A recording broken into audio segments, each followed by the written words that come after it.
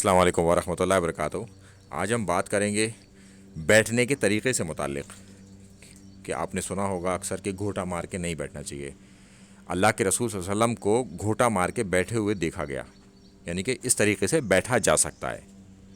گھوٹا مارنے کا جو طریقہ ہوتا ہے وہ یہ ہوتا ہے کہ گھٹنے کو آدمی اٹھا لے اور اپنے ہاتھ کو اس کے چاروں طرف سے گھما لے اور آگے سے پکڑ لے، یعنی کہ گھٹنے جب آپ پکڑیں گے اپنے ہاتھ کو، ایک ہاتھ کو دوسرے ہاتھ سے، تو گھٹنے اس کے بیچ میں آ جائیں گے۔ تو اس طرح سے بیٹھے ہوئے اللہ کے رسول صلی اللہ علیہ وسلم کو دیکھا گیا ہے، تو لہٰذا اس طریقے سے بیٹھا جا سکتا ہے۔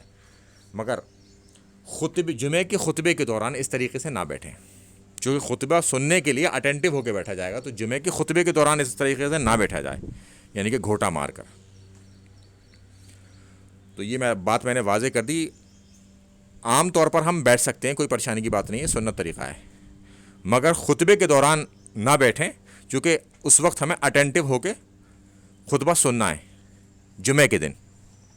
اچھا، اب آلتی پالتی مار کر بھی بیٹھا جا سکتا ہے۔ اللہ کے رسول صلی اللہ علیہ وسلم فجر کی نماز پڑھ کر آلتی پالتی مار کر طلوع آفتاب کا انتظار کرتے تھے، سورج کے طلوع ہونے کا،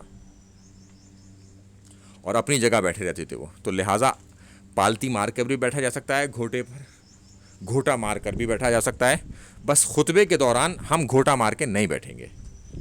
السلام علیکم ورحمۃ اللہ وبرکاتہ۔